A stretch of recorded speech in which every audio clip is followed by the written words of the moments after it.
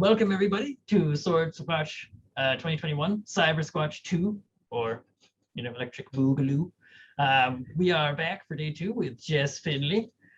Just some housekeeping things before we get started. Once again, we just want to say that we're super glad that you're here and joining us for this. Next year we hope to go back in person, but this is what we can do for now, and it's going to be a good time. I'm Aiden Blake. I'm one of the Swordsquatch organizers, and I'll be your moderator tonight. I'll be helping out taking questions from the chat and the Q&A. So if you have any questions at all for Jess, and I mean like anything you can think of, throw it out there, and I'll pop in with questions every so often, and it'll be a good time. Quick reminders for the session. I just want to remind everybody that, of course, Black Lives Matter. This is a safe space, and this is an inclusive space. Don't be abusive, don't be a dick, but I know that none of you are, because you're all beautiful angels. I want to recognize that we are broadcasting from Duwamish native land, sorry. Just, recognizing in general that we have broadcasters from all over the United States who are also broadcasting from native land, and we here in Seattle are primarily on Duwamish and Puyallup native land. So that, that's it. We're sponsored by Purple Heart this year, and we're going to be giving out some gift certificates towards the end of the event, possibly after the tournament wraps up or on the last day of the event. But watch out for those. Thanks a bunch, Purple Heart Armory. Once again, go check them out. They're great. You know them. Yeah. With that, we're pretty much ready to get started. Again, if you have any questions at all, throw them into the Q&A or throw them into the chat, whichever you like, and I'll get those over to Jess. And with that, here is Jess Finley. Hello, everybody. Hello. Yeah, hi, I'm Jess Finley, and I am sometimes technically challenged. So we will see how screen sharing goes today. It went pretty smooth at the last Cybersquatch. And I'm not trying to do physical activity this time, so that might make it easier. We'll see. But thank you all so much for being here. Before I launch into my little chat, I just wanted to reiterate what Aiden said. I don't have the chat up because I'm going to have too many little windows open to be able to see it. So please, please, please do throw any questions that you have in there, because I'm basically just going to be speaking to a mirror image of myself, and that gets weird and strange and a little boring sometimes. So any thoughts you have that you want to have shared, even if it's not a question, like throw it out there and say, hey, Aiden, tell Jess I think, blah, blah, blah. And that would be really cool. I would super appreciate that. So with that note, let's see if I can share my screen and we'll get this started.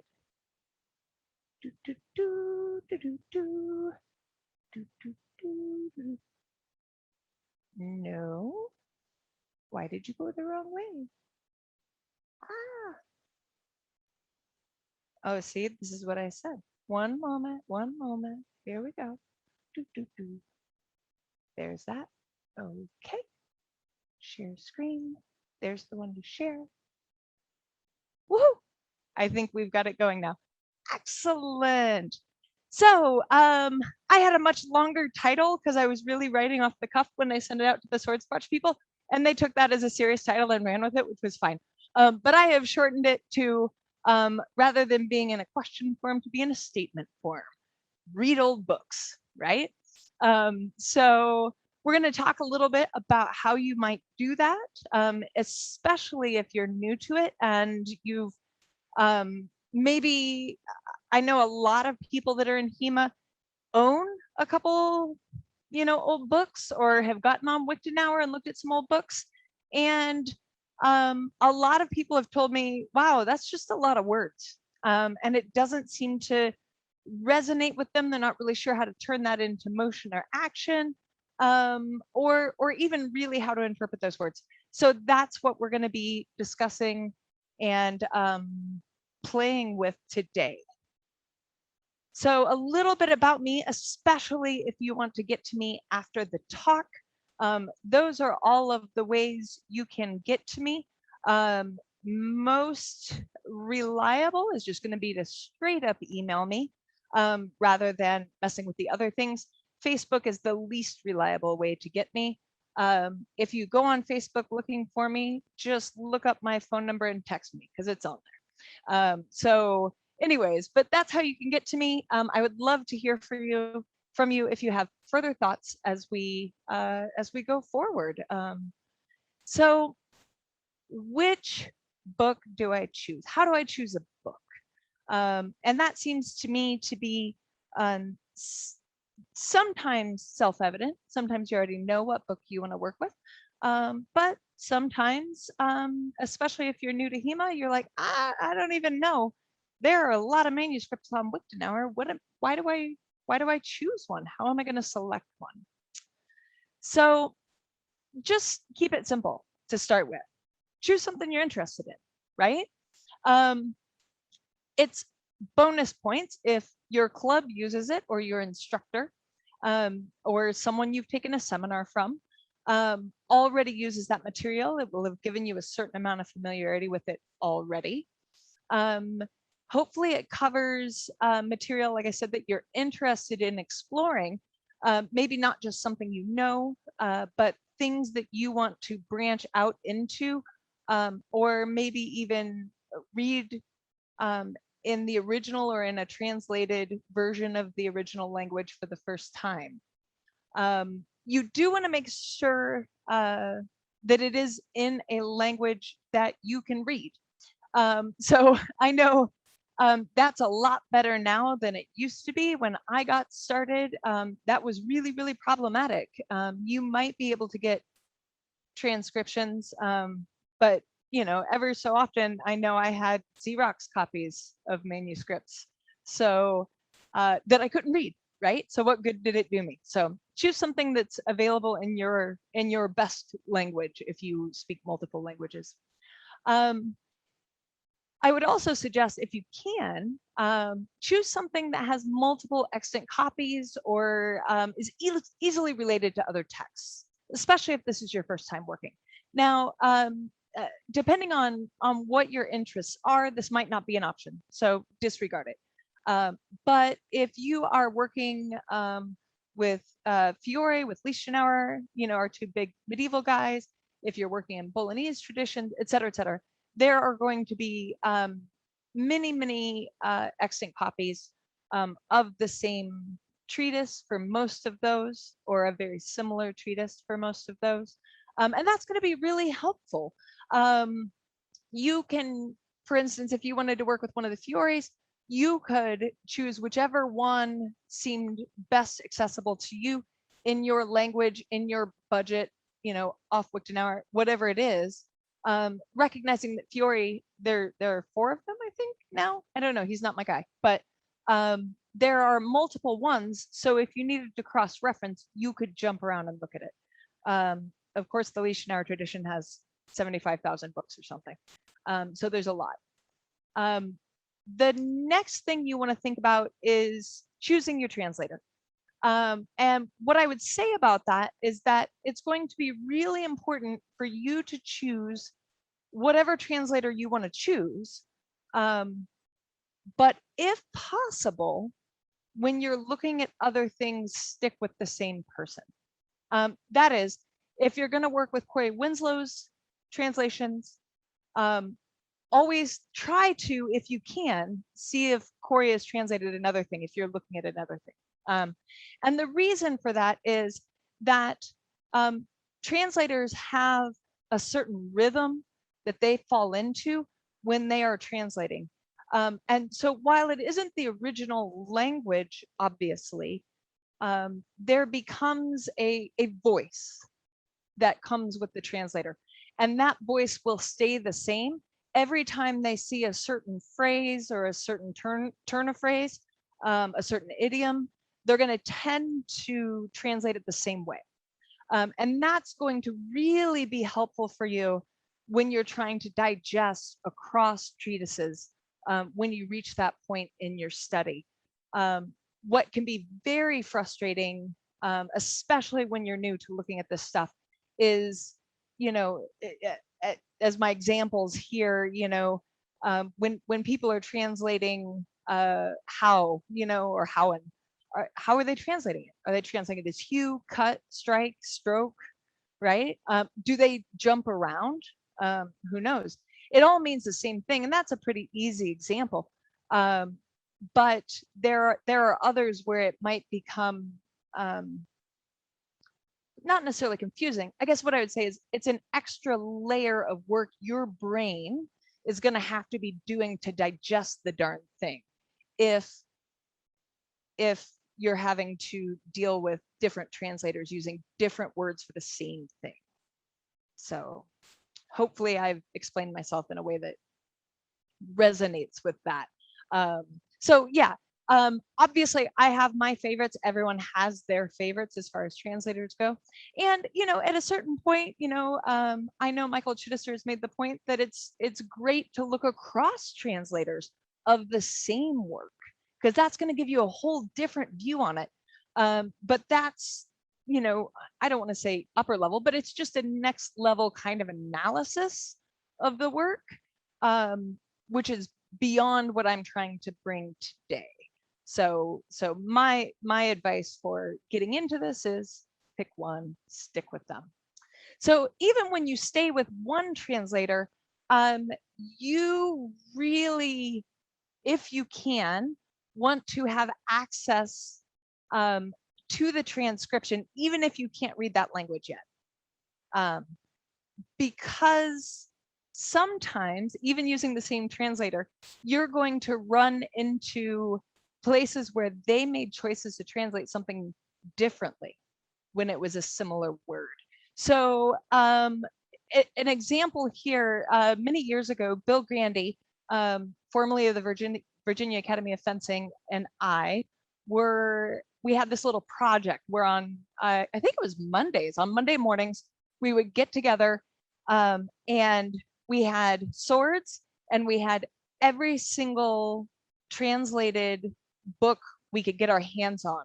And we would open up all the books to the same play on the floor, and we would work through the plays together physically. And we would look across them and try to make sense of it. And, we were doing all of this analysis work. And there was one day we were working on this technique called abnehmen. And I was saying, oh, I think it needs to be done this way because Ring X says that we need to come along the blade. So I need to make sure I'm coming down this way. And he's like, no. But Danzig says it comes on the sword blade. And so I think it comes this way so that it has this kind of impact, right? And largely we were arguing, are the swords supposed to slide or are they supposed to hit? What's happening here? And so we kind of went round and round. And then I went, wait a minute. Both of these were translated by Christian Tobler. I have his phone number. Let me text him. So I texted him and I was like, hey man, we're kind of in an argument about this. What's the difference? And he said, well, there is no difference. I just changed my mind in between books, right? So of course, then Bill and I go look back at the original German and go, there is no difference, right? It's the same German word. So if you can have a transcription available to you, especially if you're working multiple translators or multiple texts, this will be very, very helpful for your study, so that you don't get into those kinds of silly arguments. There was no difference between what those masters were saying. Now, which they were saying, slide or hit, still up for debate.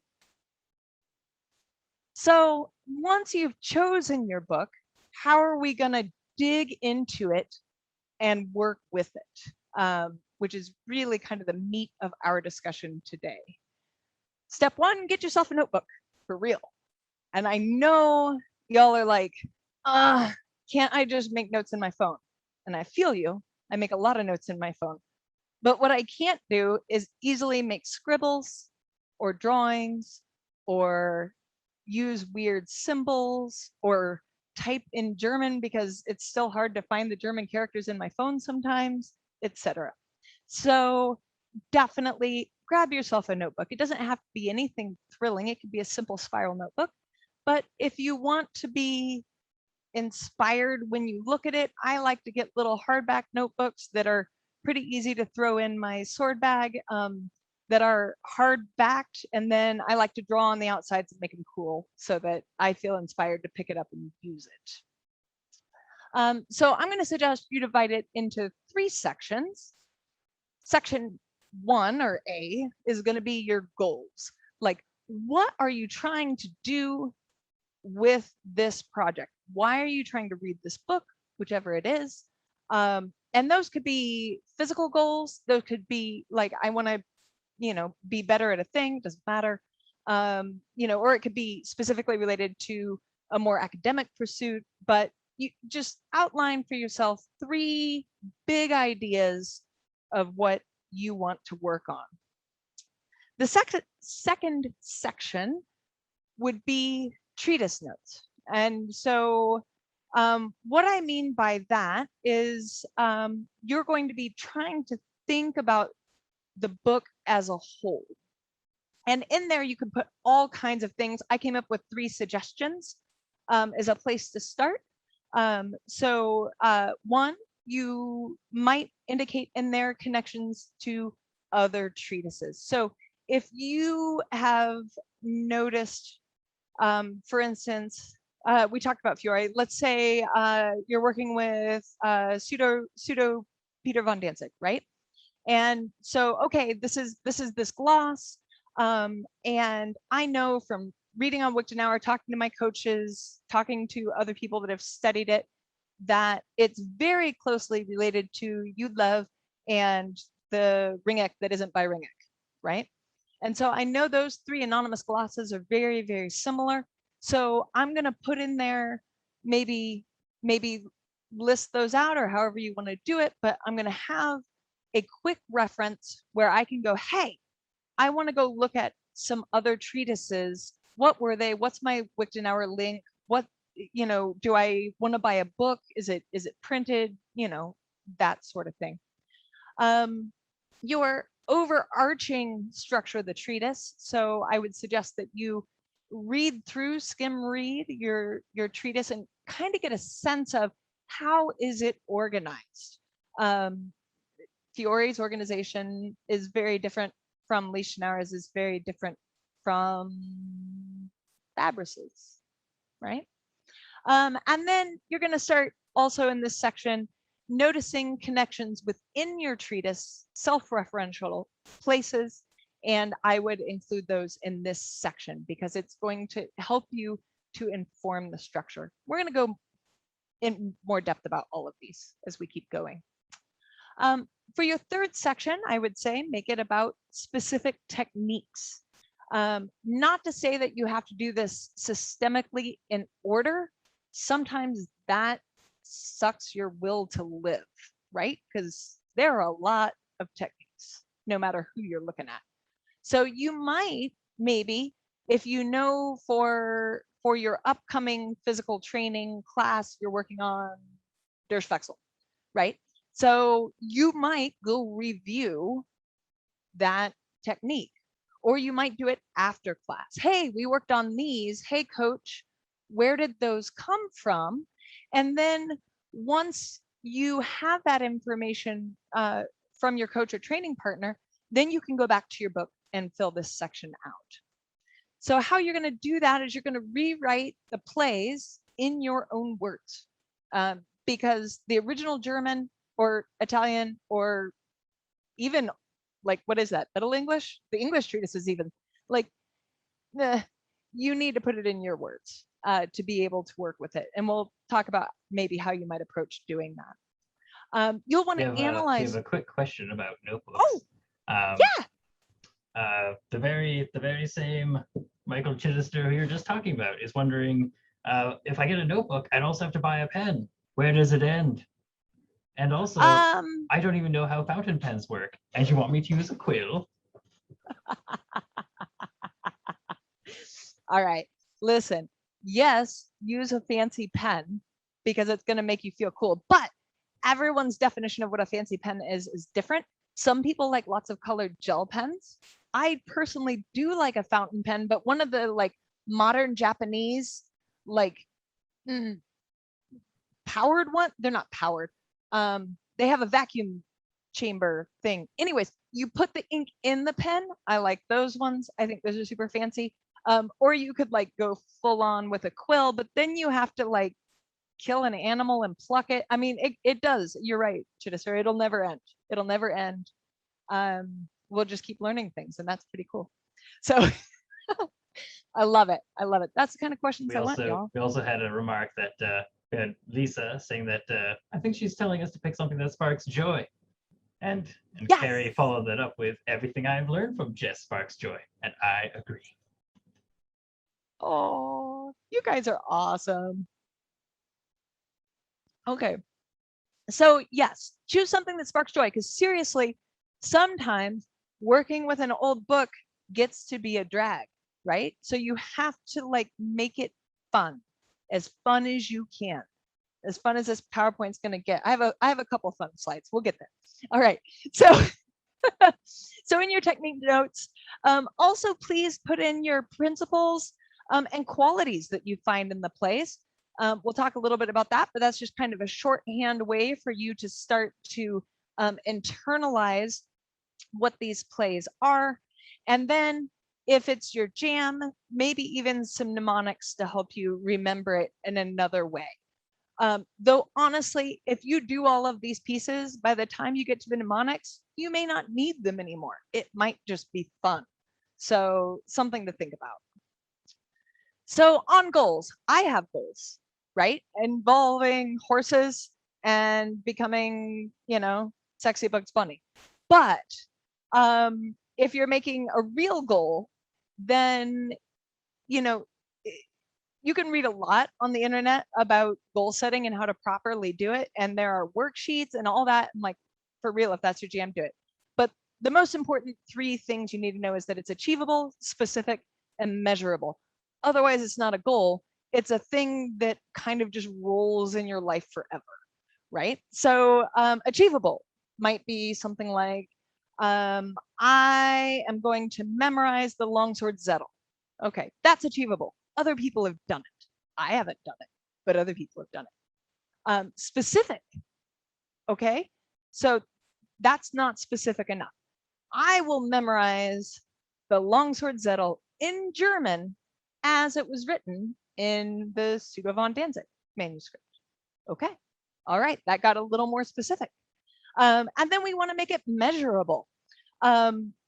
So for this particular example, it is, I will memorize the longsword Zettel in German as it was written in the Pseudo von Danzig and record it and upload it to YouTube.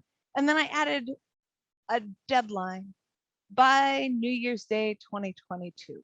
Okay, so that is an example of how you can use those words: achievable, specific, measurable, and if you want, timely, and use that to help you create a goal that you will know when you get to strike through it and write achieved New Year's Day 2022 in that book and set yourself a new goal, right?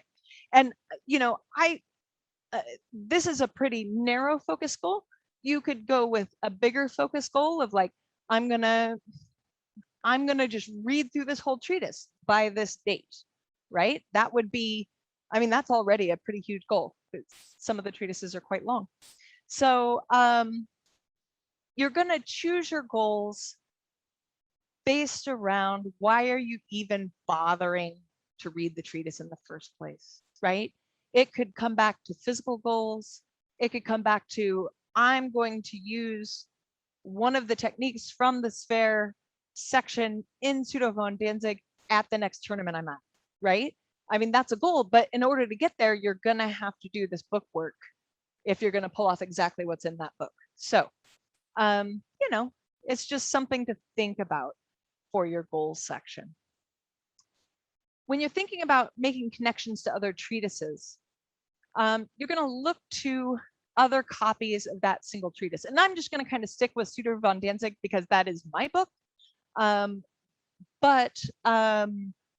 particularly the Starenberg version of it, if anybody cares. Just for my example, just to ease it up. But seriously, this applies to whoever you're working Okay, so other copies of that single treatise, right? There are a few copies of this one from the medieval period broadly. And I'm going to choose the translator Christian Tobler because he's who I have worked with the most in my experience. And so it's easiest for me to work with him. And so I'm going to say straight out, there are 2 copies of his work in print that I can buy books because I like physical books. So cool. I could pick up in St. George's name, or the more recently published, the Peter von Danzig fight book, where Tobler and Hagedorn worked together to create that book. I also said you needed to get a transcription if you can.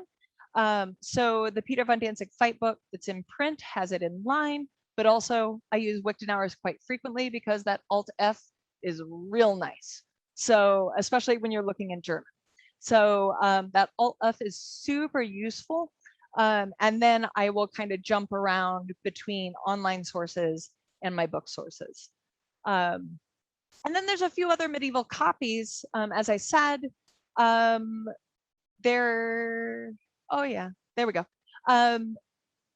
There's all text versions, and there is an illustrated version which comes in useful sometimes. And we'll see an example of that later in the chat. And then of course there's an illustrated partial copy, which is less useful.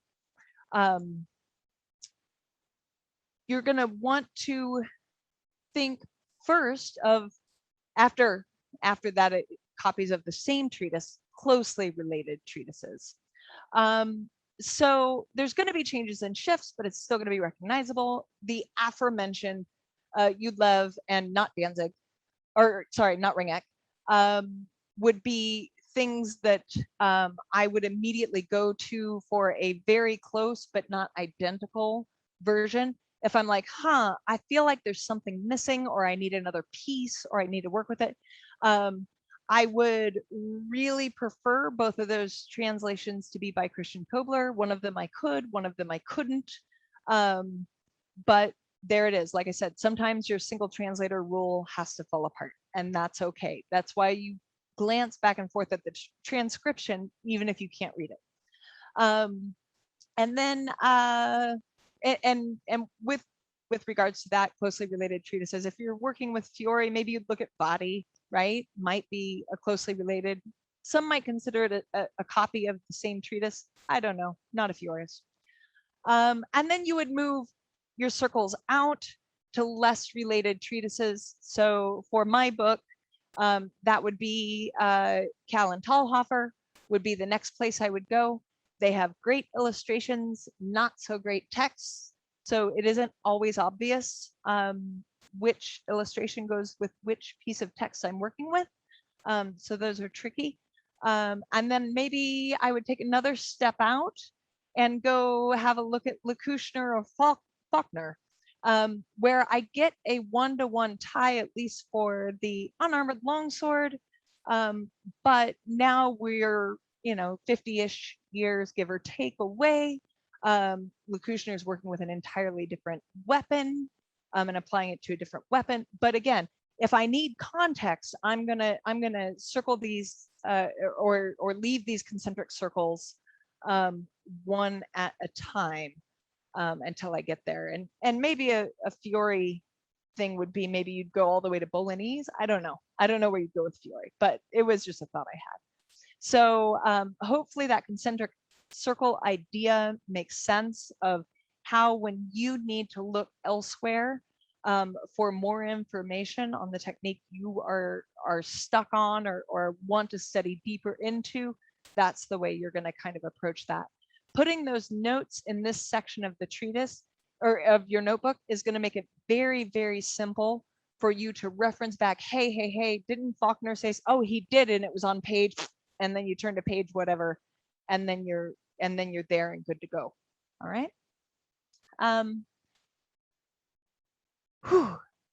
Are there any questions? I can't believe I'm 26 minutes in and I'm talking fast.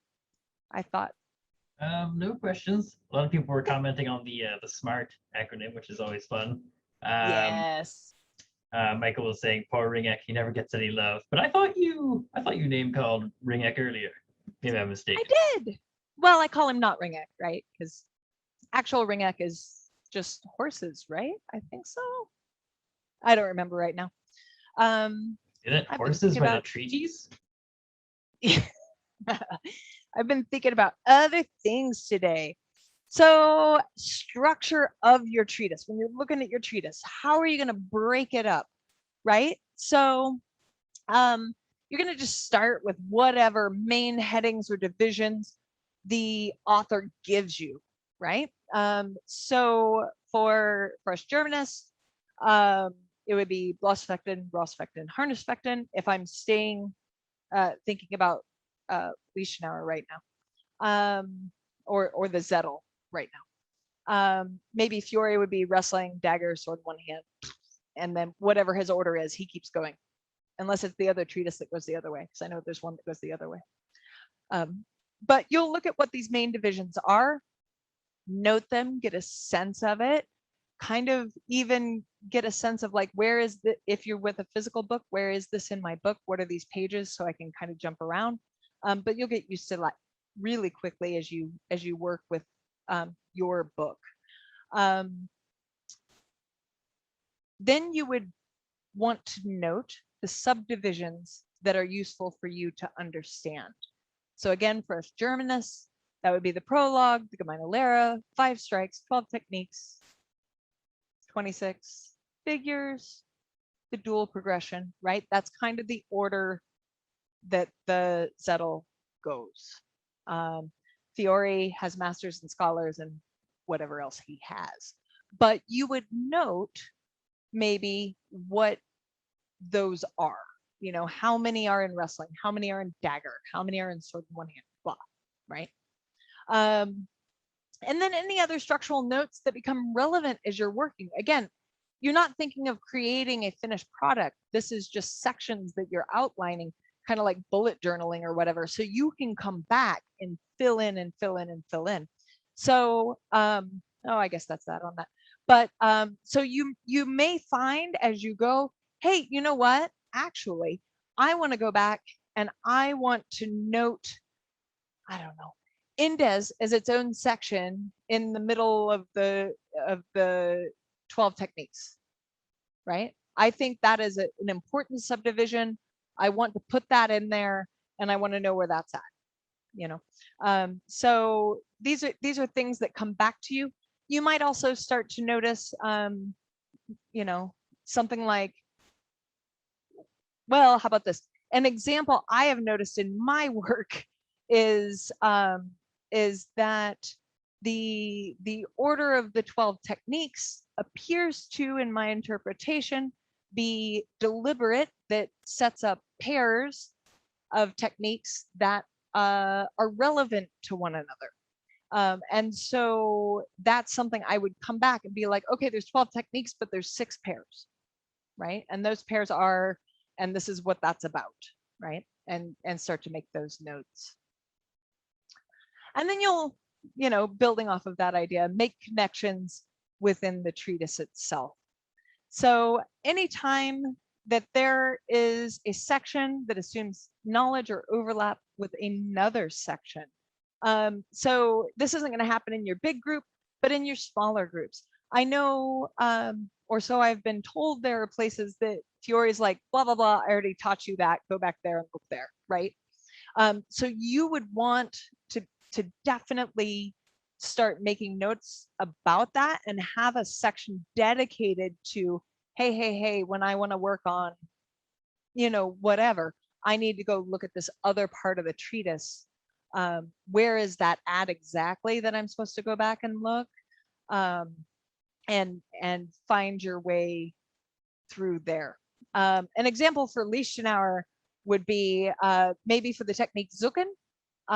So, you know, I'm like, oh, okay, yeah. Oh man, that comes up both in the unarmored longsword and in the armored foot combat. So in the unarmored longsword, you know, it gets described in these couple places. This is how it's getting described. But in the foot combat, whoa, it tells me how to counter a Zucken. It tells me when I shouldn't Zucken. oh crap, that's really cool. Does that actually apply back to the unarmored longsword? I should go try that out class, see if it applies. And the other way, of course, as well, right? And so this is what this will do is help you to start creating a broader view of the specific techniques you're looking at. And that's why this is in the treatise section, not necessarily in the technique section, though you'll probably have notes in both places, right? And this will help you jump around and start to create these little diagrams for yourself that outline all of these areas. Maybe if I was going to have this in my notebook where I was doing this, I might, you know, again, make page notes in each of these areas, right? So that I would know where in my book it's talking about each of these things. And then if I made more notes about it, you know, later on in my own personal notebook, I might note that page in here as well. Like, where did I talk about this? What day did we work on Zucken in class, right? And what observations did I have about my performance or my partner's performance? You know, that will help fill this out and give all of this context as you're working through your techniques in your old books. So did I jump? I guess I didn't. Okay, going forward to thinking about techniques now, getting even more specific. Rewriting plays in your own words. You're going to need to look for your keywords that your translator uses. These are Tobler's. I think they do tend to apply for most translators of German works. I'm not sure if this applies for Fiore. But you're going to look for these keywords that you can underline or highlight in your actual book if you want to, or when you're just, you know, making your notes, you're just going to note these things. Typically, when is going to give you a setup. If or whether is going to tell you the position or the feeling of the situation, sometimes both. Then is going to tell you what to do about it, and usually provides additional information, follow-on stuff, that sort of thing. You know, and one key phrase that just came to me that I didn't put in here when I was putting this PowerPoint together is sometimes you'll see the phrase, well, it's part of when he wants to, right? Which tells you the thing hasn't even happened yet. Like your opponent's planning it, right? So those sorts of things really are key to note when you start wanting to write it into your own words. So let's look at an example from my treatise.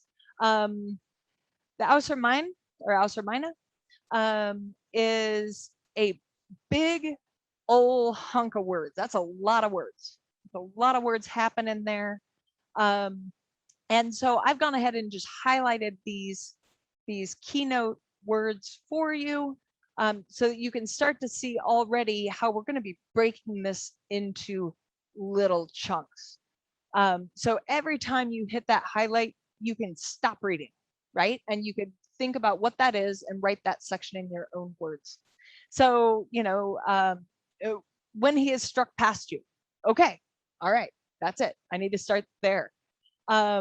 So my immediate questions that come up are, well, what direction was their cut? I don't know. This technique doesn't tell me. What side did it come from, right? Is it up, down, right, left?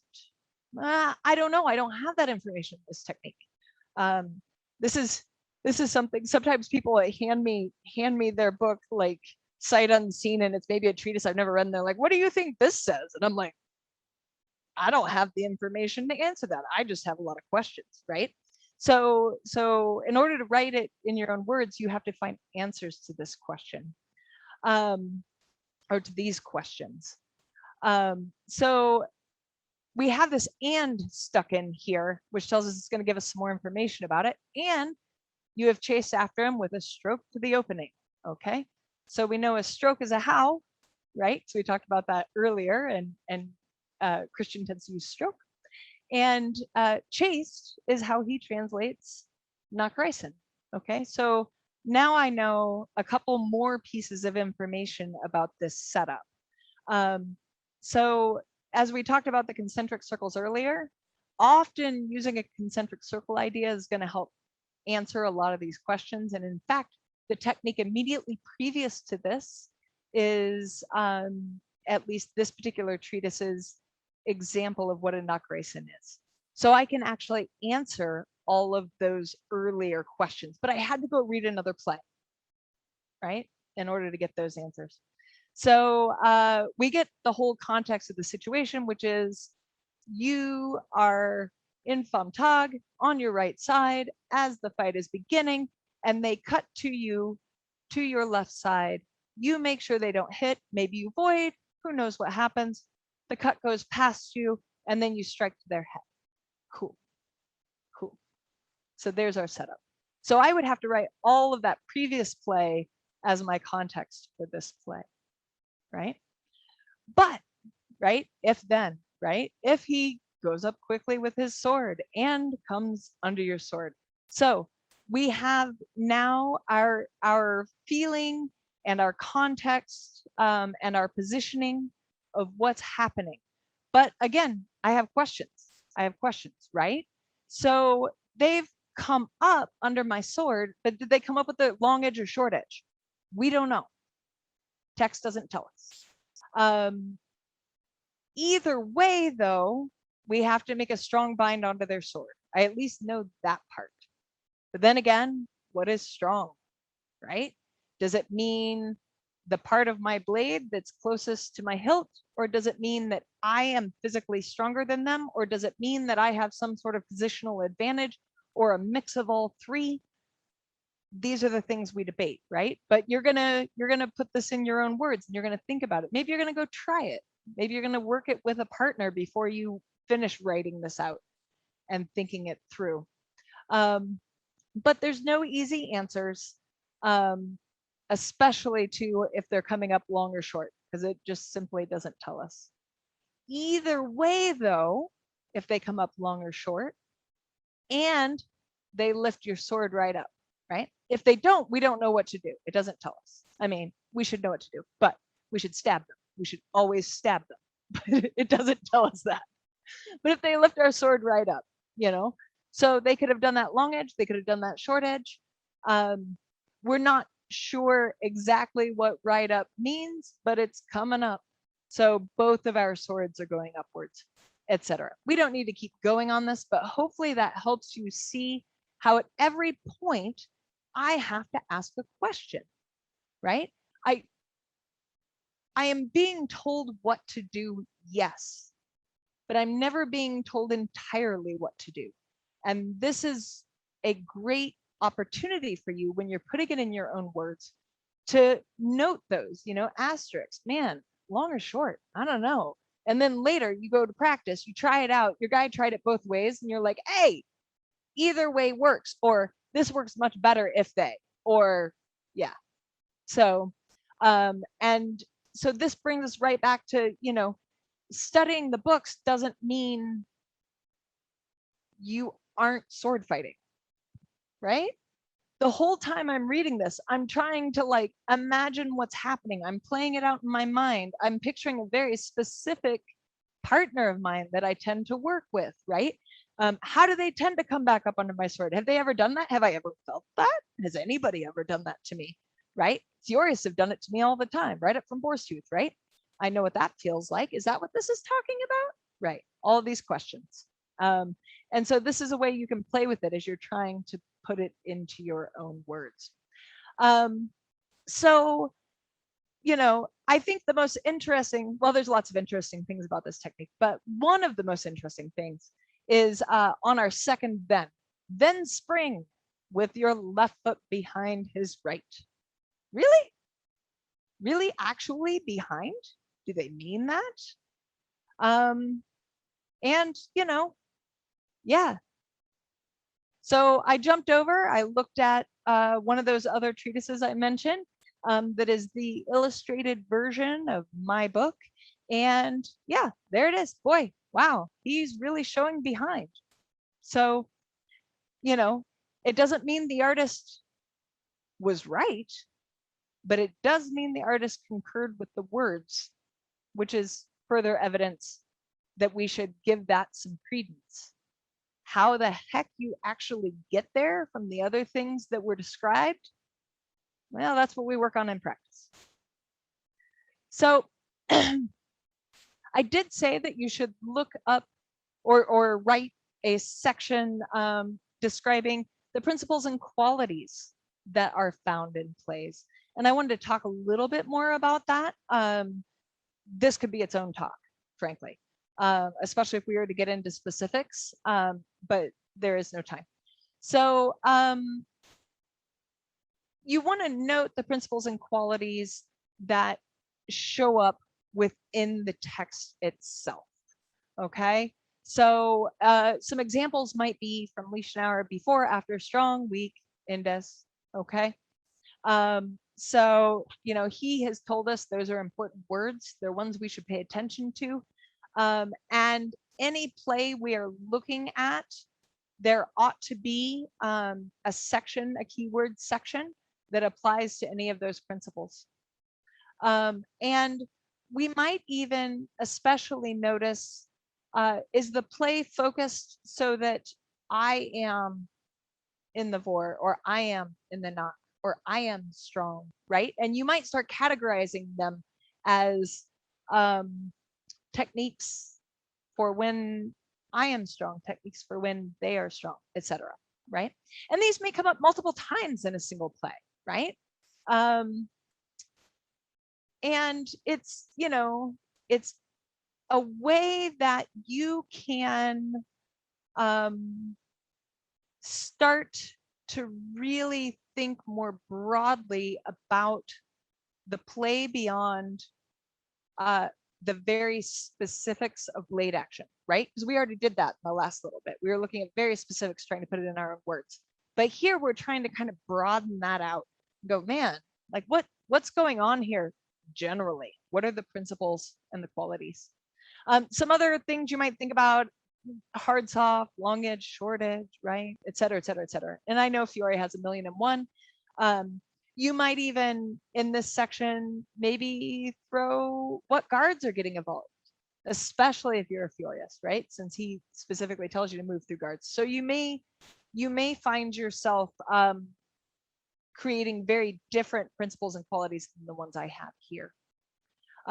In that note, you're going to start to define your own. You may have a shorthand, right? For other things you're looking for. So, you know, you might say to yourself, man, every single time that someone parries me near my tip, I'm supposed to durchwechseln. Like, I've seen this 75 times. There's 75 different plays where they parry near my tip, and this is what I'm supposed to do, right? And so you might then just note that durchwechseln, like every time they're near my tip, as seen in these plays on these pages, right? And that's, again, like I said, it's helping to broaden out your descriptors and to help you look for patterns. You might have, you know, even other, I don't know, other qualities of like aggressive and passive, or driving and retreating, or, you know, etc. And so these are all things you can look for. Definitely, I would start with the textual ones, the ones that are defined by the master that he said was important. But again, you have to put these things in your own words and have fun with it. Otherwise, bleh, it's going to suck. And this kind of work is going to help you internalize your own shorthand for these plays, right? The durchwechseln is a great example of, you know, every time this happens, this is what I'm going to do. And so that's, once you reach that point of internalization with the plays, is then when you are using the art to create new art. This is when you do plays that aren't in the book that adhere to the book. I hope that makes some sense. Because you now understand the patterns inherent in the art, which is the only reason they bothered to write 487 plays in a single treatise, right? Is so that you could go, oh, there's only 5 strikes and 12 techniques. That's all I'm supposed to be doing. And actually, all I'm supposed to be doing is hard and soft. Oh, okay, right? So this helps you kind of see my thought on that, but it's helping you build pattern recognition and getting out of all of the words, right? You have to go into it and then get the hell back out. And then mnemonics, right? I mean, I'm a huge fan of mnemonics. Some examples would be, figures like drawings and charts and tables and whatever works for you. Go wild with this, right? Sometimes it's as simple as having, oh, where's my book? Here it is. Having,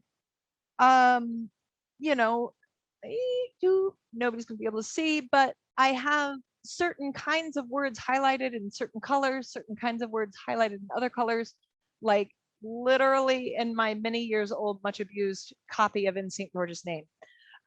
And so at this point, working with this book, when I'm thinking about a play, I know what colors are there, and I know, therefore, what my principles are that I'm working with in any given play. And that helps it stick in my brain. As many of you probably know, I've done a lot of work with figural trees.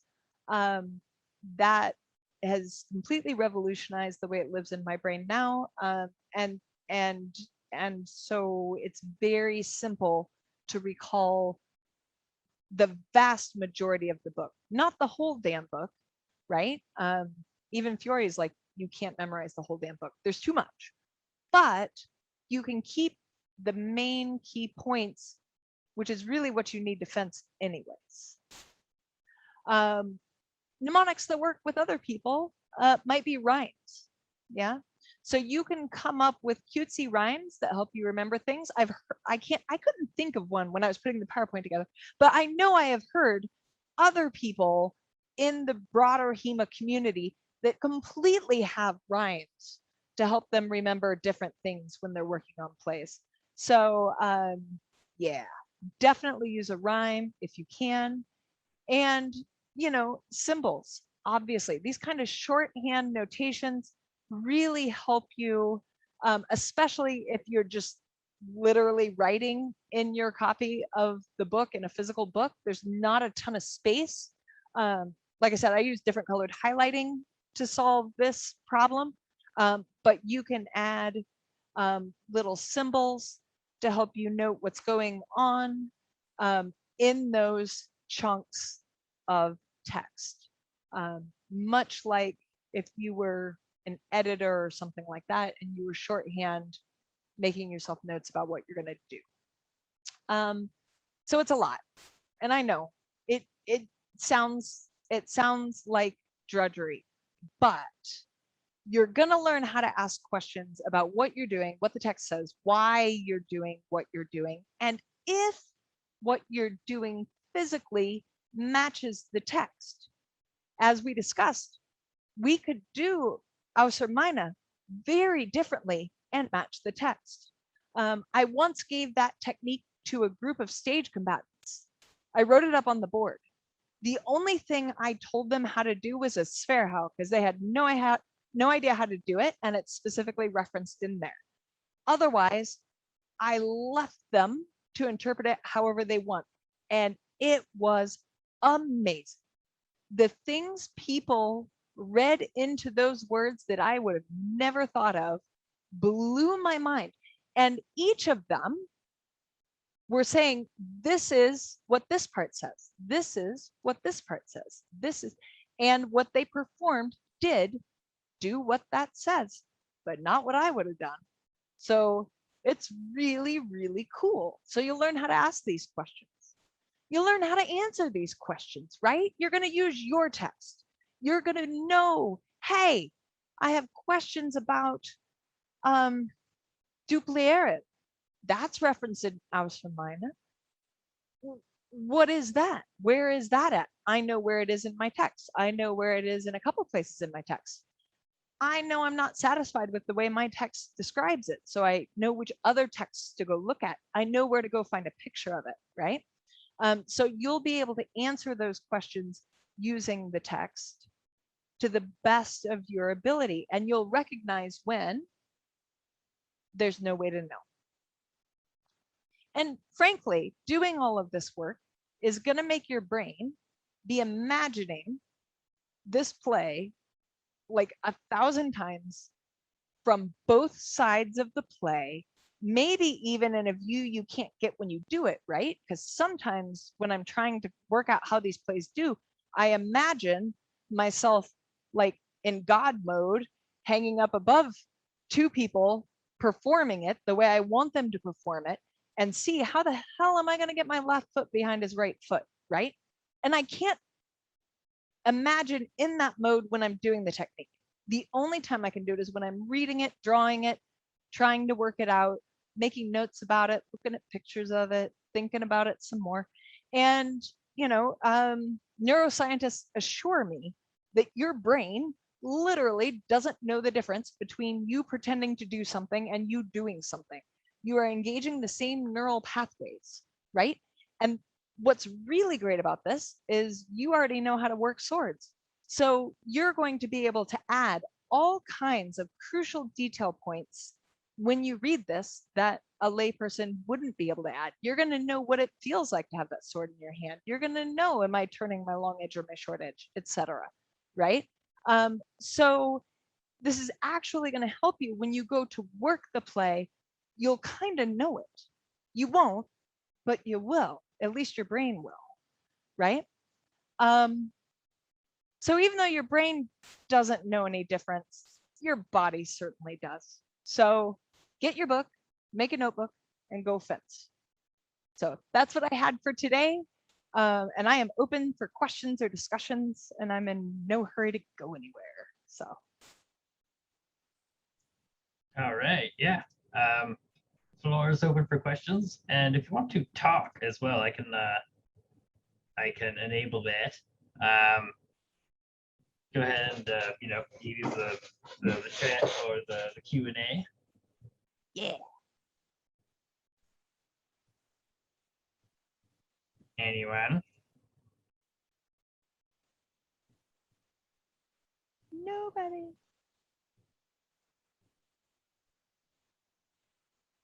Well, I have been getting into some armored stuff. Oh wait, hold on. I think I see a hand up. Here we go. Yeah, the hand up. All right. Paul, I've unmuted you, or you should be able to unmute yourself, actually. There we go. Hello? Hello. Contest. Okay. So in looking through, this is all fantastic, and I'm inspired to grab some of my books and just like get a notebook for each and just dive in. But do you find a position or a place in this process to look for or when specifically to look for, say, other people's interpretations, or is it entirely self-driven process? Yeah, no.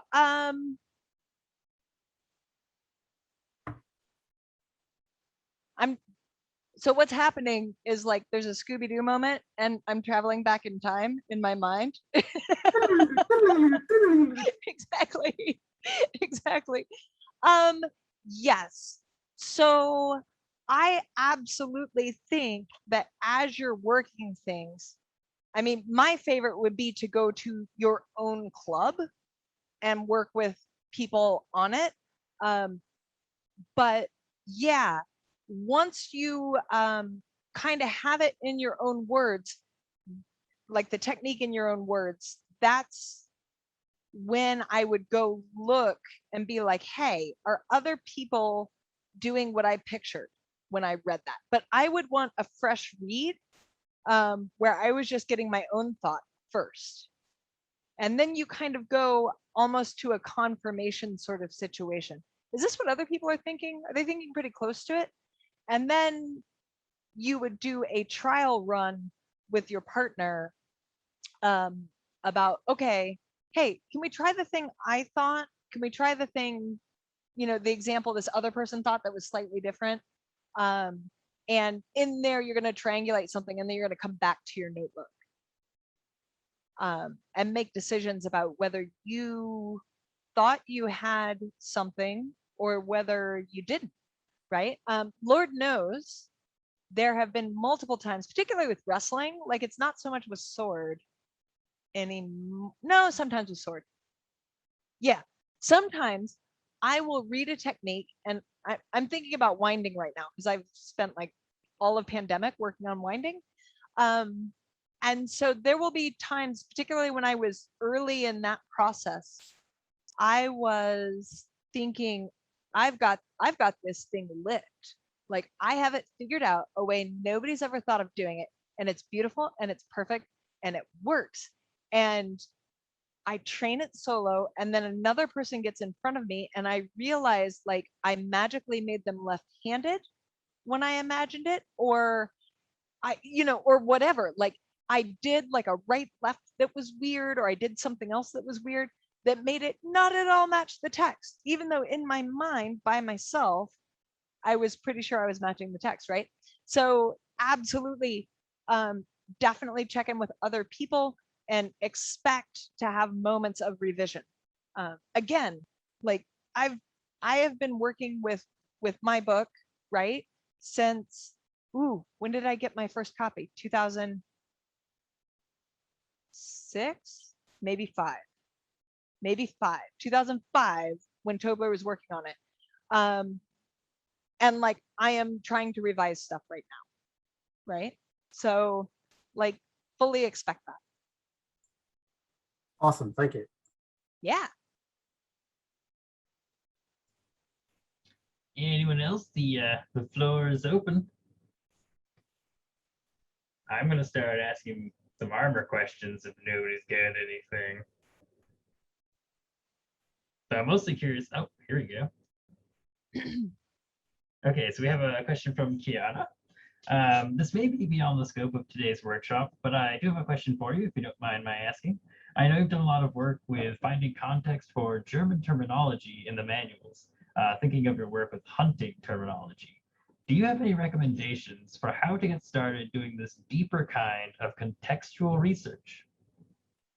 She also says that this was brilliant, and thank you.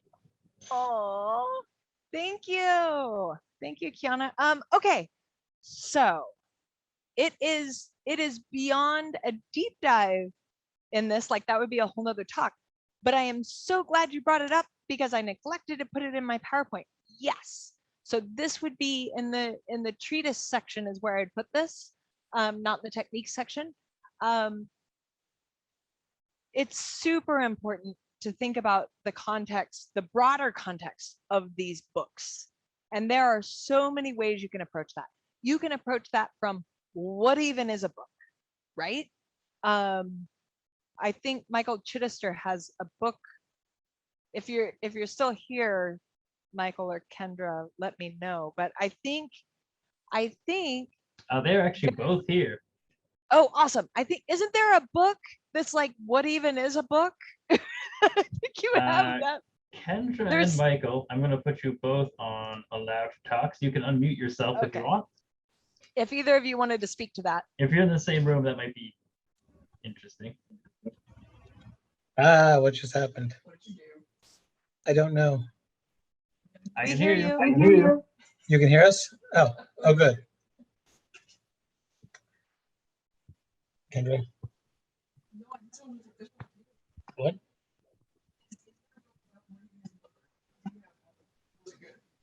I don't have a book that's called that, but I have lots of books about books, sure.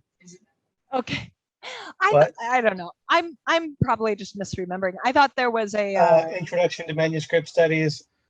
Yeah. Or author reader book, The Medieval Authorship in Theory and Practice. Awesome. Thank you. Which one are you pointing at? What was your question exactly? Because I have lots of books that are kind of like that. Yeah, no, I mean that was kind of it, because you know, well, because Kiana was asking, Now how I do you can't get hear started? you. I'm sorry.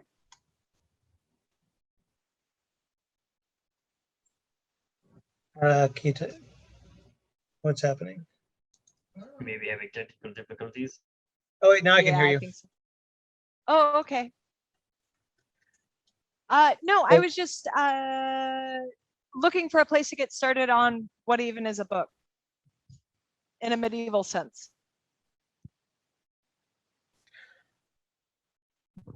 That's a good question.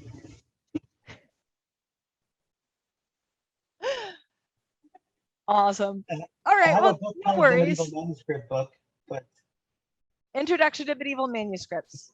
Okay, I will take that. It's fine. I thought I remembered something else. Let me get closer to the microphone. Some of the books I remember Michael was reading when we were talking about this were Piety in Pieces talks about how medieval people interacted with their books, not as finished objects, but as like they would put in new pages, take out old pages. And we've learned a lot from the scholar Eric Quackel, who his lectures are all over social media. And he talks about stuff like, what is a book? How is it like social media? Why did people write in the margins? Yeah. Awesome. Awesome. Thank you, Kendra. Thanks, Michael. So yeah, so you can definitely dive in on what even is the book itself to help you and look up either Kendra or Michael for more information on that. How I got to hunting terminology was literally this kind of work we're talking about. It might be a useful anecdote. I was curious about a phrase in the verse. And it was the phrase I was curious about was proof de Gefährt. And I was wondering, what is Gefährt, right? And I looked around at all the different translations that were out there. And some people were going with danger, some people were going with bind, some people were going with attack. Christian Tobler kind of hedged his bets and translated it alternately depending on context of where it was used in between any one of those things. And I just wasn't satisfied with that for whatever reason. So I got digging around, like Googling Gefährt. And that led me to the Lexicon of the Medieval German Hunt. And so I started looking through that because he describes Gefährt as being the trail that a prey animal is running down. And that in that instance, it is being chased by dogs or by a bird. And so it blew my mind because then I'm going, oh, I see. So when I'm being told to test this Gefährt, right, to prove it, or any other English synonyms for this idea, what I'm really checking to see is on their approach to me, their swords trail, are they hard or soft, right? Are they going to try to get to me by being hard, or are they going to try to get to me by being soft? And that is not easily translated with a one-to-one word translation, but it got me the idea.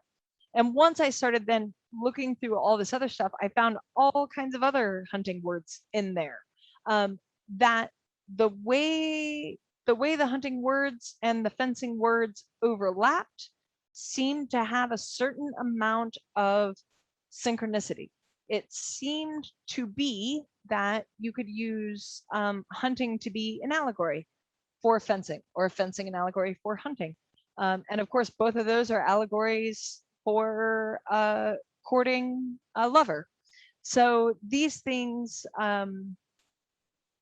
all just kind of fell into place, and that's how I got into that. The tree figure, or the figural tree mnemonic, that comes out of my book. There are 2 trees in there, and I asked myself the question, what are these trees? What are they for? Why are they there? And in fact, I didn't even know what they were at first, because they don't look like trees. I was like, what are these things that are in here? Are they important? Are these shapes important? I've seen figures like this at the cloisters, right? What is it? How do you read it? How do you understand it? And that led, there's whole journals about figural trees devoted to them. There are multiple books. The Book of Trees is one of them that's really cool. It's an art book. There's not a lot of information, but there's a lot of pretty trees in it. And so, you know, that led to this whole other contextual thing. How are people using mnemonics? Of course, we know they had the zettel, which is rhyming, where they're using rhyming as a mnemonic. Okay, well, and we have this figural tree, which they use. What other things were they using? Which led me to study how were they memorizing things, which led me to understand, oh, look, there are these pairs, right? And that these pairs are either similar, or they are contrasting, or they are, yeah, etc., which are all mnemonics, right? It's always medieval people used to remember things. And so, you know, all of these ideas are just coming out of broadening myself to the context. Then, of course, a lot of people now are doing research into the context of violence in the Middle Ages. You know, Charles Lynn's doing a lot with regards to social violence. There's, and lots of other people. I just happened to watch Charles's talk last night, so he's on the mind about that. But yeah, so there's if you just keep asking questions and following those questions out, Kiana, I think that's how you get into it. But again, it has to be interesting to you. Otherwise, it's just drudgery. It's you know, reading bibliographies, trying to get every book that's in a bibliography, being unable to get a lot of them. Lots of them aren't in your language. Okay, you get 2, you look in them, they don't have what you want, you're sad, you mail it back to the library you got it from, right? A lot of it is like that. But if it's something you're interested in, then it kind of becomes an adventure. And so that's the way I experience it. I experience it as an adventure to answer a question that was brought up by the answer of another question. So that's how I got into context. Yay! That was great. Any other questions? We still have we have a good amount of time actually until the next session. Doesn't have to be questions about, you know, books, or I mean, it could be questions about books, but it doesn't have to be.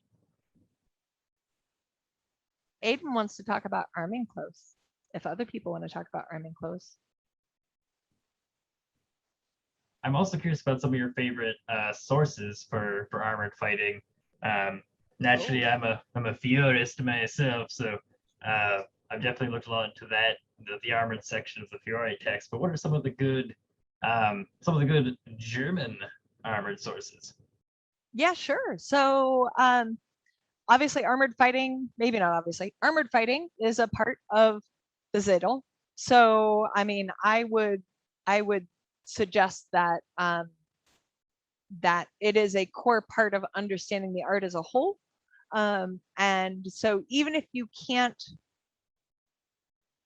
get a suit of armor right now, you can always work the techniques. You know, it's funny, I was asked recently about why did I decide to do armor as early as I did. And, you know, because a lot of people just, you know, do Blossfechten or unarmored fighting and are completely satisfied with that. So Jess, you started doing it pretty early in your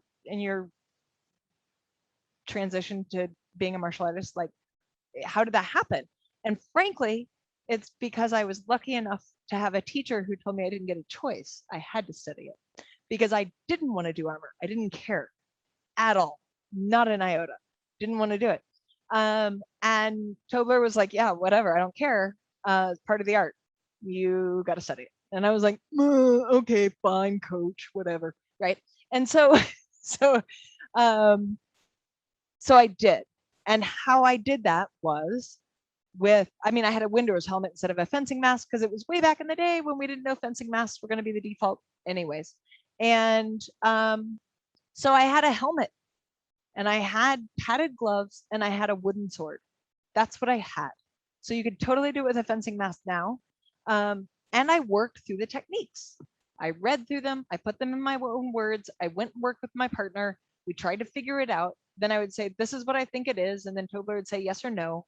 And then, or more often, the biggest grace he's ever given me is I'll say, I think it's this. And he'll say, that's interesting.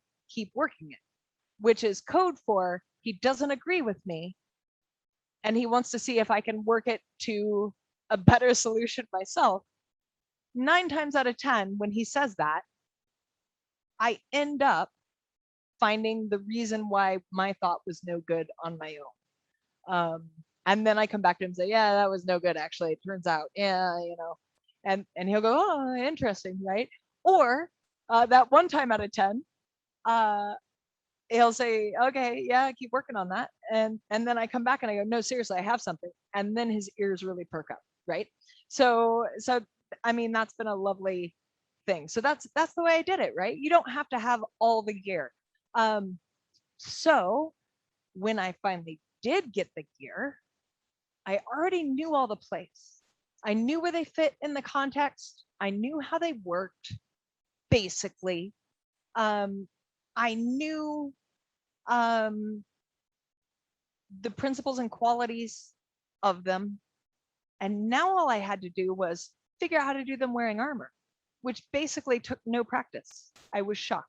Now, my cardio needs a lot of work and my basic strength, sure. But no, the plays themselves were already ingrained from all of that book work and physical play work by then. So then it's just doing them in armor and pressure. So I hope you all pick up your armored work with your book and your partners, even if you don't have armor. Did a hand go up? Yeah, I think I saw Paul's hand go up. Paul, did you have something? I'm giving you the mic.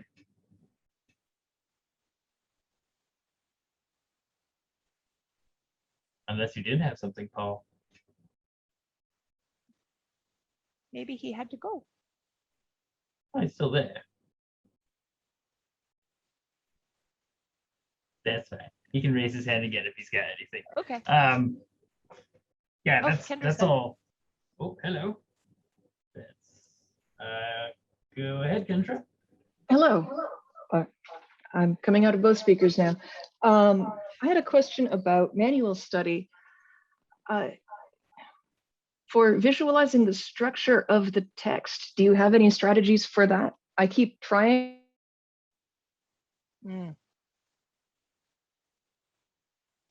The text as a whole, you mean?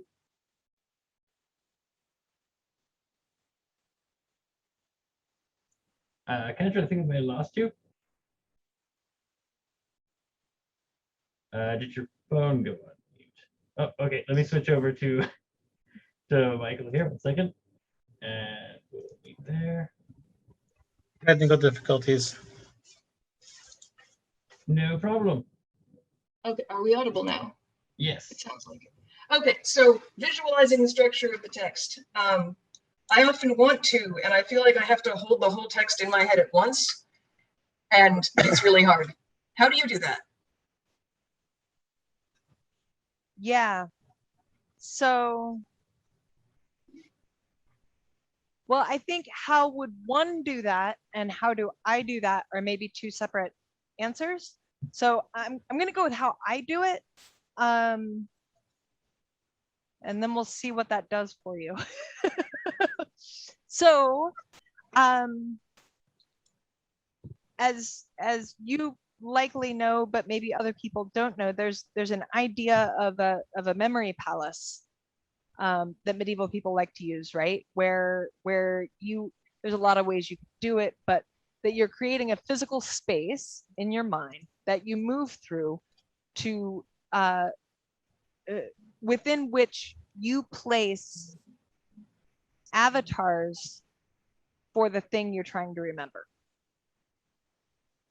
So I do something like that. And so for me, the tree figure I work with, the primary one I have now is just 12 Hauptstücke. That's all that's on there. And so it's 12 little circles, right? 6 and 6, working its way down. So there's only 12 things to remember. That's pretty easy to remember. And so often I will zigzag my way up to what I want to get to in my mind. And so, like, you know, I go to Nachreisen and I open Nachreisen. And I just kind of picture one of those little, like, little folding coin purse things, right? And so that circle that's Nachreisen opens up, and then there's only, I don't know, 5, 6 plays in there. So now I only have to look at 5 or 6 things. And depending on, you know, what I'm looking at and what I'm working with, I usually use, again, for me, I will use either a polygon of some kind, like you know, a pentagon for a 5, or sometimes I prefer playing with making it a D&D die.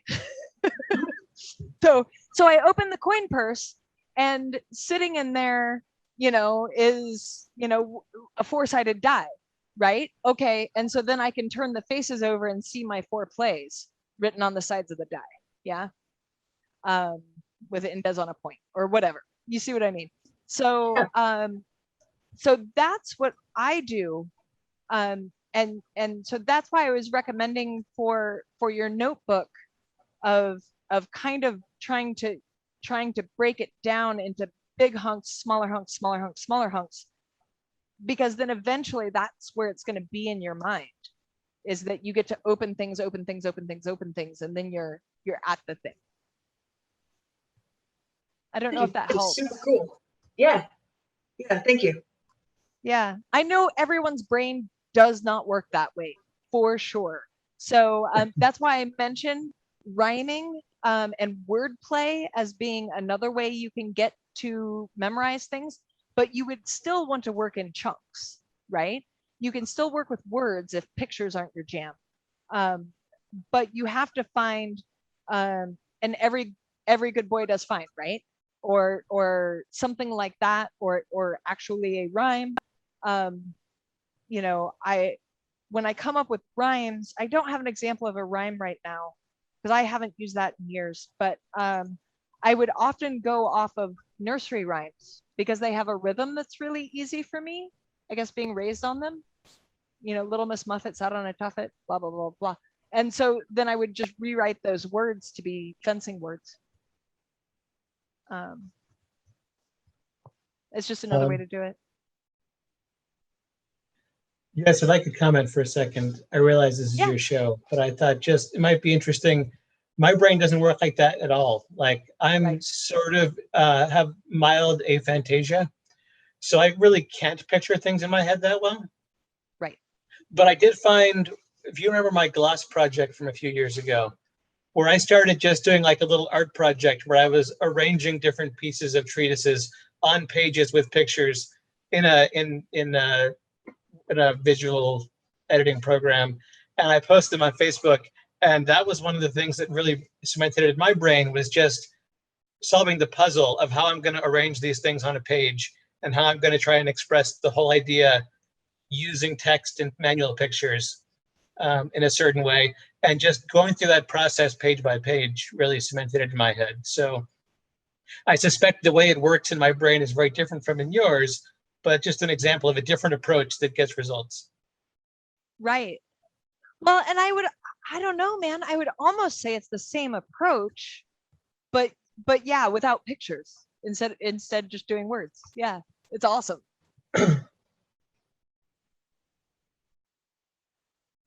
Yeah, sounds like a way to write the technique in your own style. I also like that the coin purse has D&D dice in it, and it sounds suspiciously like a bag of holding to me. Could be. Could be. Could be. And the thing is because, as I said, like, you might have Der Spexholm come up lots and lots of times as a technique. So it might live all over the tree. And so you might open up your bag of holding and get to your die and turn it to a side, and it's going to wormhole you to another die.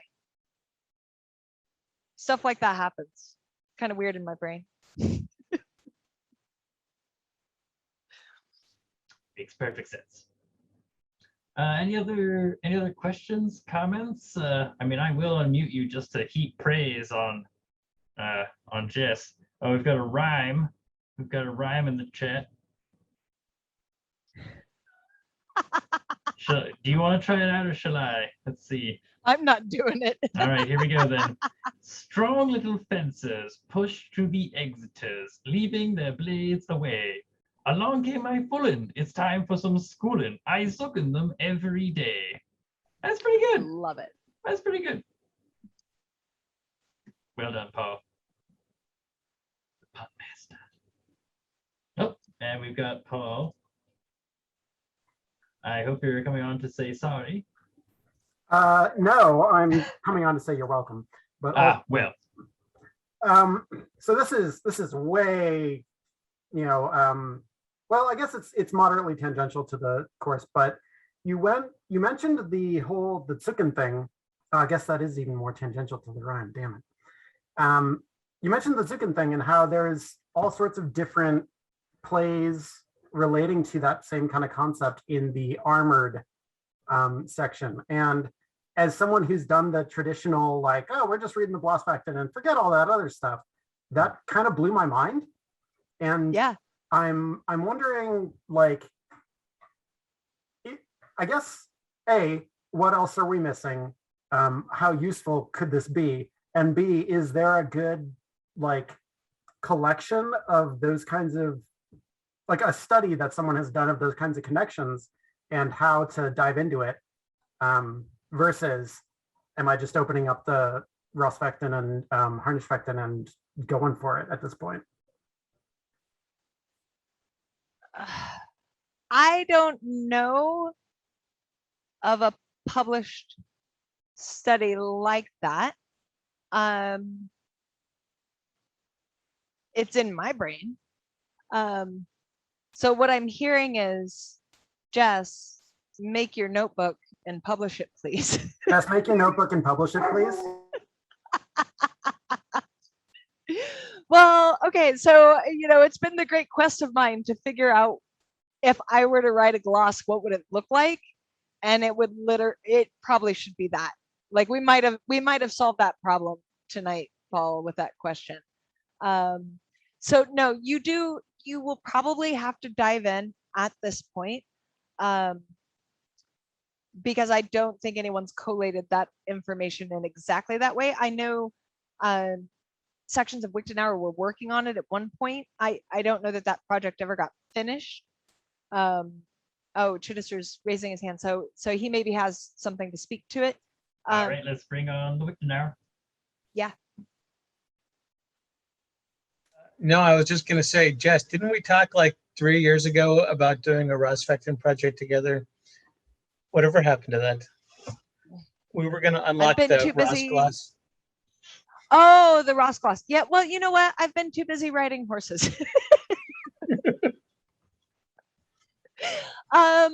Yes, that does need to be worked on, for sure.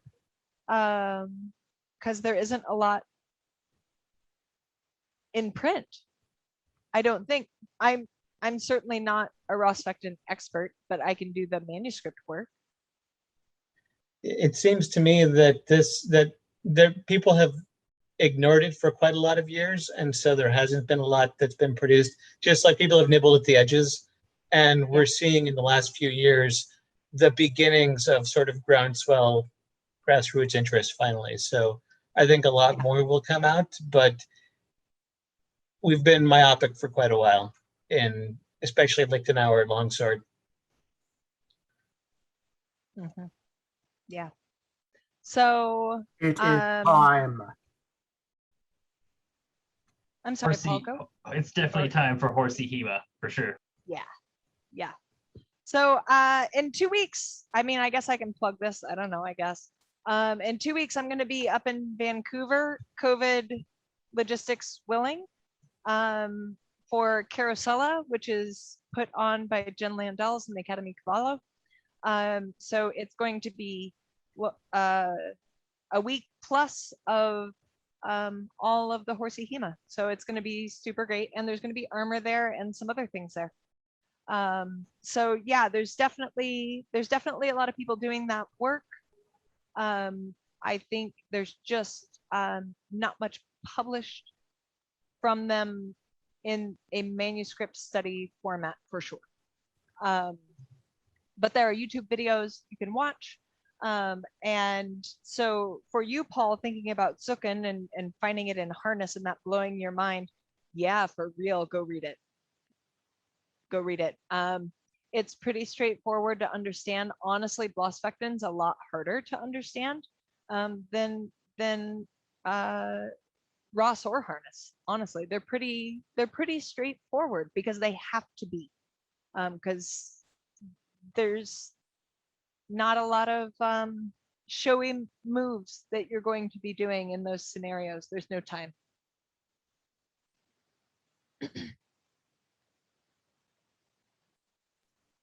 There's definitely a lot of interest, so I'm hoping that some published stuff starts making it out there. The last in-person Swordsquatch we had, we even had a Rossvectin class, and I mean the interest is there. Yeah. Oh, Paul is just saying, awesome, thank you for the answer. All right. Yep, awesome.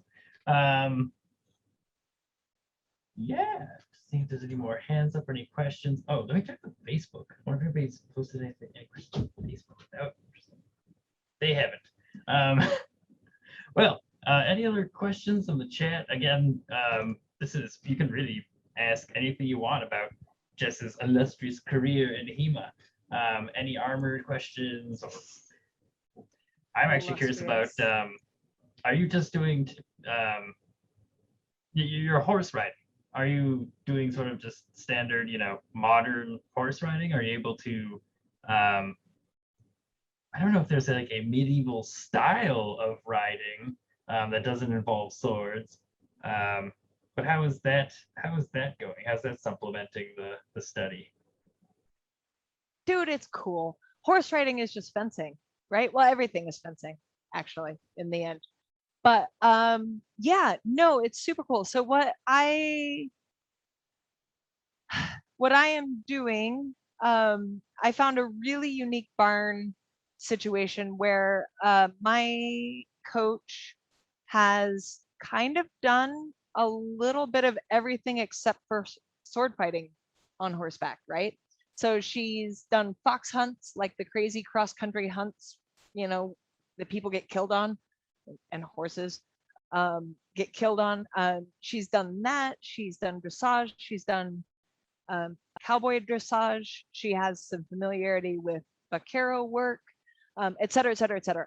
So, Wow. really, yeah, it's super. I'm just blessed. I'm so blessed, and she's amazing and lovely.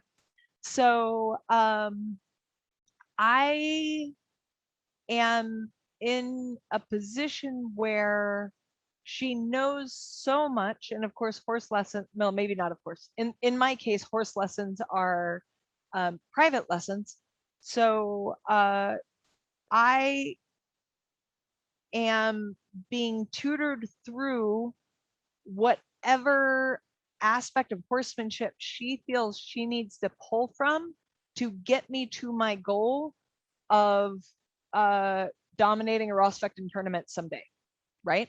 So it's whatever she thinks of, like, I think you need this skill. Here are ways we can get there from these disciplines. Let's work it. Let's get there. Let's do it. So it's hard for me to say what I'm training, because what I'm training is Rosfectin. Like, I'm training for that. Just the writing part. I'm just not doing any of the sword part. At least not yet. Not yet, not there. But I am lucky enough that a few of the people that train out there also trained swords with me, coincidentally, and are also excited about Rosfectin. So we might end up with a little Rosfectin club down here. I don't know. But that's kind of the approach I have. It's really unique. I don't know that anyone else would be able to achieve that. But you never know. So, you know, my first day, she asked me what I wanted to do, and I told her I wanted to be able to fight with a sword on horseback. And she was like, that sounds amazing. And I wish it was there when I was young. So That's awesome. yeah. I have a surprise for people who have stuck around, because I just got word that this year's t-shirt is out, y'all. Let me get this put into the chat. Oh my. So it looks like the women's sizes, there might be something going on there. We're working out some kinks with Society 6. But that is, you can take a look at the design. You could get a men's size, I suppose. And yeah, the t-shirt is out. Oh my god, that is amazing. Oh, I'm sorry, It's super cool. I'm entranced now. Can I share my screen? Should I share my screen? That's okay. Yeah. Yeah, the link is in the chat. Check out the t-shirt. That we're also going to be putting those on, you know, maybe yoga pants and mouse pads and all that kind of stuff. We just Society 6 is, you know, is a fun retailer to work with. So we've been, again, just ironing some things out, and there should be more stuff showing up on that site any minute now. Jess, you've got that event coming up in Vancouver. Did you have anything else you wanted to plug? I know you've got a book. Yeah, you've got a bookie wookie. I do have a book. My book that's out is Medieval Wrestling, which is available through Freelance Academy Press, or you can go to big box stores. It's up to you. But yeah, and I have a new wrestling book on what we used to call Wallerstein, but now von Baumann, coming out hopefully in Q1 of 2022. But if you are on my Patreon, you've been getting previews of that. So if you want to get it before it's out, my Patreon's the way to do it. $5 a month will get it for you. And what's that Patreon again? Patreon.com/Jess Finley. Dropping that in the chat. Oh, it didn't Thank hyperlink you. it. Oh well. Yeah, check out the Patreon. Check out the new book. Grab yourself a t-shirt. Thanks everybody for coming to the session, and thank you so much, Jess, for being here and telling us all about how to read books good, which I'm gonna start doing now. I've got a Figural translation I need to dig into. Thanks for joining, everyone. I'm gonna drop that's not the PayPal link. PayPal.com/Swordsquatch, I think, is us. And you know, all of our classes are free.